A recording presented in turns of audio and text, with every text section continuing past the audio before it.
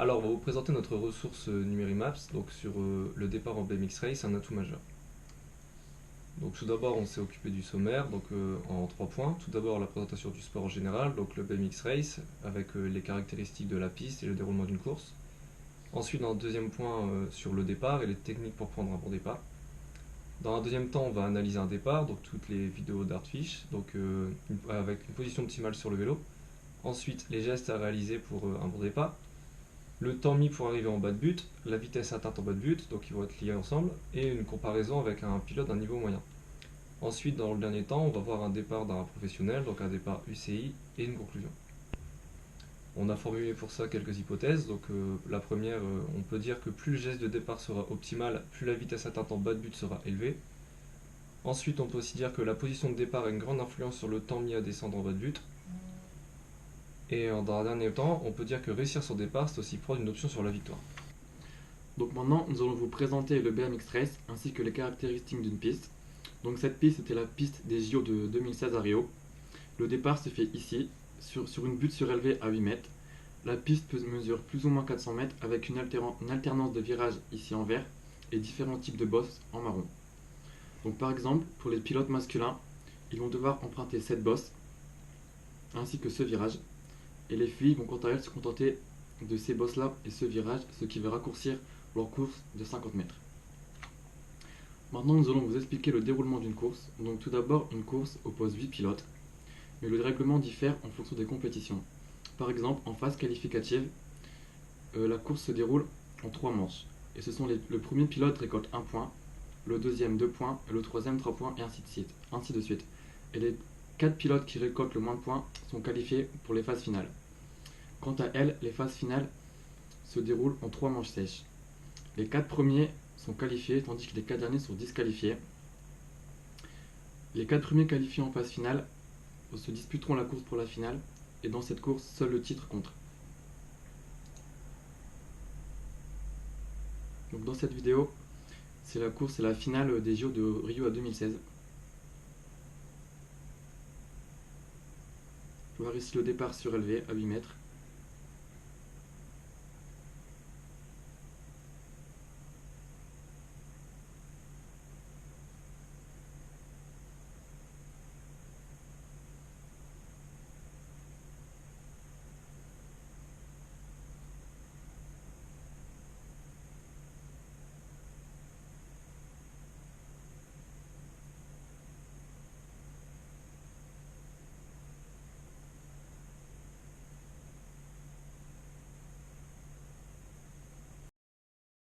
Alors, dans cette dernière partie de la présentation du sujet, on va s'intéresser au départ et tout particulièrement à la technique pour prendre un bon départ. Donc pour cela, il y a un objectif, c'est vaincre l'inertie afin de créer une force d'accélération importante. Pour réaliser cet objectif, on a plusieurs consignes. Donc la première, c'est la phase de mise en tension. Donc c'est la posture sur le vélo avant le lancement du départ. La phase avancée anticipée, c'est quand on lance le geste derrière la grille avant que le départ ne soit lancé, on peut voir un léger recul du vélo. La troisième, c'est la sortie de grille. Donc on commence à envoyer le geste, donc on peut voir un alignement du bassin et des épaules. Et il faut essayer d'envoyer les épaules devant le guidon. La quatrième phase, c'est la phase de retour du bassin et le griffet de pédale. Donc le griffet de pédale, c'est on essaye de ramener la pédale en arrière et de gagner le maximum de puissance ou de ne pas en perdre.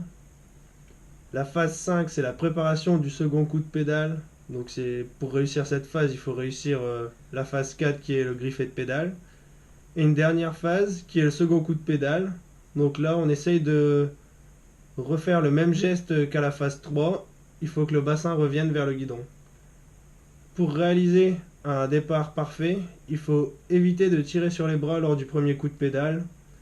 Il faut éviter aussi de pousser vers le haut sans engager les épaules, au lieu d'envoyer le bassin sur le guidon. Et il faut éviter de s'écraser sur le guidon. Alors dans cette deuxième partie, on va traiter les analyses.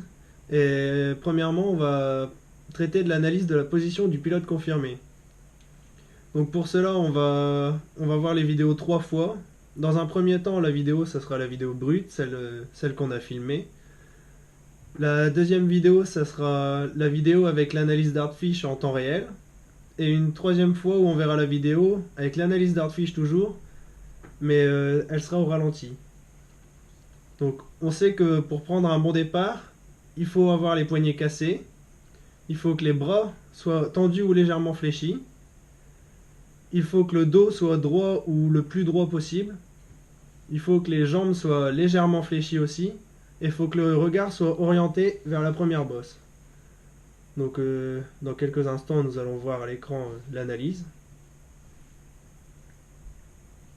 On pourra voir que le regard sera orienté vers la première bosse. Alors, on peut voir ici que les poignets sont cassés, que les bras sont légèrement fléchis, que le dos est relativement droit et que les jambes sont aussi légèrement fléchies.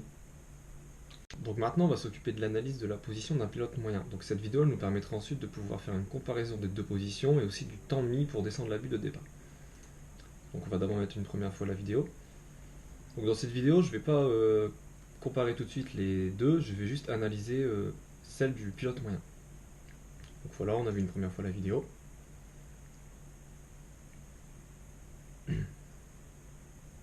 Voilà. Donc ici, qu'est-ce qu'on peut constater? On constate des poignets légèrement cassés, des bras un petit peu plus fléchis, un regard plus porté vers le bas, un dos un petit peu moins droit, un peu courbé vers le bas, et les jambes un petit peu fléchies. Alors dans cette partie, on va analyser le geste du pilote confirmé. Donc quand on parle du geste, on va regarder le coup de bassin vers le guidon. On va regarder si le pilote met bien les épaules devant le guidon. Et on va regarder aussi le geste du coup de griffe. Donc on a pu voir la vidéo une première fois brute. On va la voir maintenant avec l'analyse. Et on la verra une troisième fois au ralenti.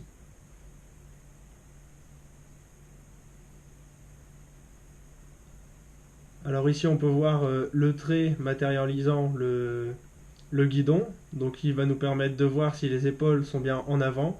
Et sur le petit zoom qu'il y a ici sur le côté, ça va nous permettre de voir le coup de griffe du pilote. Donc maintenant la vidéo est au ralenti.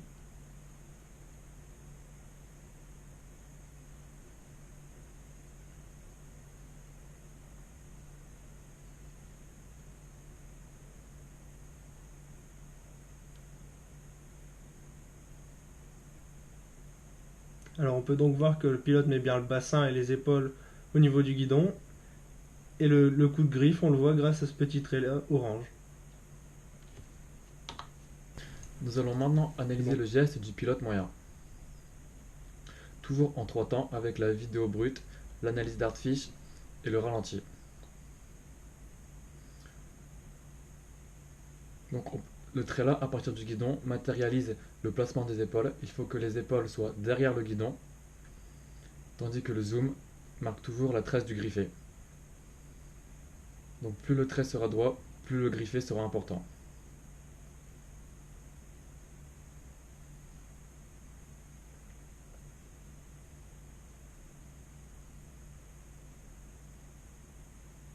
Donc maintenant, on va passer à l'analyse du temps mis pour parcourir la butte de départ.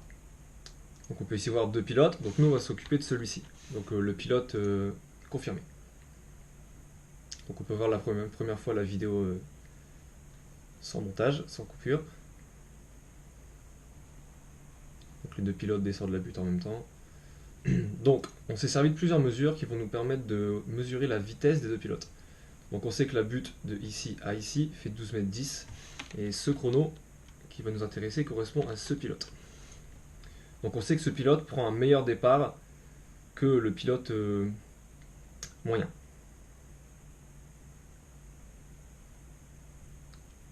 Donc on constate que les temps sont différents. Ensuite, une dernière fois, la troisième vidéo au ralenti.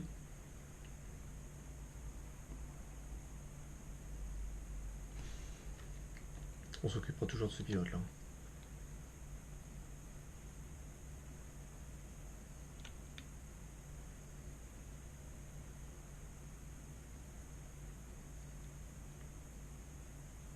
Donc on constate en bas de but une différence de temps des deux pilotes. on sait encore que ce pilote-là fera un meilleur départ. Grâce à l'analyse précédente, on peut maintenant analyser la vitesse atteinte en bas de but de départ. Donc tout d'abord, un petit rappel, la distance de la butte est de 12,10 m et grâce à l'analyse de Dartfish, on peut constater que le coureur expérimenté a mis exactement 2 secondes 135 pour arriver en bas de cette butte. Grâce à la formule V égale delta D sur delta T, on a calculé que le pilote arrive à la première bosse avec une vitesse de à peu près 20 km/h. Après avoir analysé les deux vidéos sur la position des pilotes, nous les avons réunies pour une superposition. Alors nous allons voir le pilote confirmé en jaune et le pilote moyen en vert. Grâce à ce départ, nous pouvons voir que le pilote moyen a une posture légèrement moins bonne que le pilote confirmé. On peut voir que le pilote moyen a les jambes beaucoup plus fléchies que le pilote confirmé, ce qui ne lui permet pas d'avoir le dos assez droit pour prendre un bon départ. Au niveau des poignets aussi, on voit qu'ils sont moins cassés, du coup ses bras sont beaucoup plus fléchis. Pour le regard, on voit que le pilote confirmé regarde vers la première bosse alors que le pilote moyen ne regarde pas au bon On va endroit. comparer les positions des deux pilotes, on va comparer leurs deux gestes. Donc on va tout d'abord voir une vidéo analysée en temps réel. Donc toujours le pilote de gauche qui est le pilote confirmé, le pilote de droite qui est le pilote moyen. Donc on remarque encore qu'on utilise le griffe et la ligne du guidon pour voir les épaules. Donc au ralenti,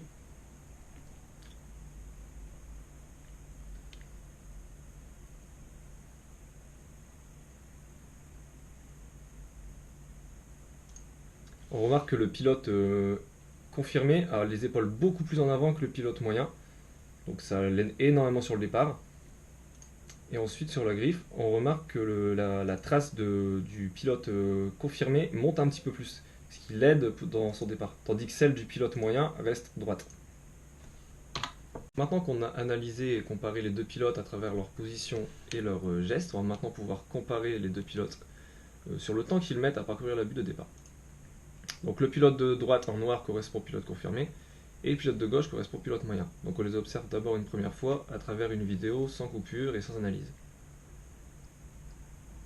Donc on voit que les deux pilotes prennent le même départ au même moment. Ensuite, grâce aux analyses d'Artfish, on sait toujours que la piste fait 12,10 m et on sait que ce chrono de droite ici correspond au pilote noir ici, donc le pilote confirmé, et que le chrono de gauche ici correspond au pilote de gauche, donc celui-ci, et qui est le pilote moyen.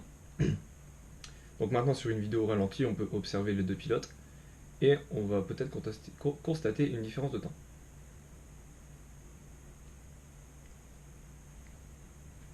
Donc les deux pilotes partent encore une fois en même temps, exactement au même moment. On sait toujours que le pilote de droite en noir prend un meilleur départ, une meilleure position, des meilleurs gestes.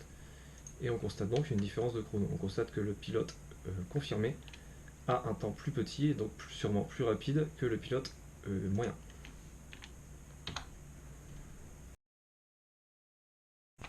Nous allons maintenant analyser la vitesse atteinte en bas de bus par le pilote moyen. Donc le temps mis pour parcourir cette butte, qui est toujours de 12,10 m, est égal à 2 secondes 402. La formule pour calculer la vitesse reste la même, V égale delta D sur delta T. Le résultat est donc de 18,13 km/h, contre 20,4 km/h pour le pilote confirmé. On peut donc constater que le pilote confirmé est arrivé sur la première bosse avec plus de vitesse que le pilote moyen. Donc après avoir analysé les départs de pilotes moyens confirmés, nous allons maintenant analyser le départ d'un pilote professionnel sur une butte de type UCI. Donc nous pouvons voir que ses jambes et ses bras sont légèrement fléchis, que ses poignets sont cassés et que son dos est bien droit, et que son regard est porté sur la première bosse. Donc pour conclure, on a mis au début de notre ressource trois hypothèses. Donc tout d'abord, on avait dit que plus le geste de départ serait réussi, plus la vitesse atteinte en voie de but serait élevée. Donc on a vérifié cette hypothèse grâce aux analyses du geste, du temps et de la vitesse et des comparaisons des deux pilotes. Donc en effet, on a vu que plus le geste était réussi, plus le temps diminuait et plus la vitesse du pilote augmentait. Nous avions également mis une deuxième hypothèse qui disait que la position de départ a une grande influence sur le temps mis à descendre la butte. Cette deuxième hypothèse a elle aussi été vérifiée grâce à l'analyse de la position et du temps mis pour parcourir la butte de départ ainsi qu'avec la comparaison des analyses des deux pilotes. Pour finir, nous avions émis une dernière hypothèse qui était réussir son départ, c'est prendre une option sur la victoire. Nous l'avons vérifié grâce à l'analyse du temps mis pour parcourir la butte de départ et la vitesse atteinte en bas de cette dernière.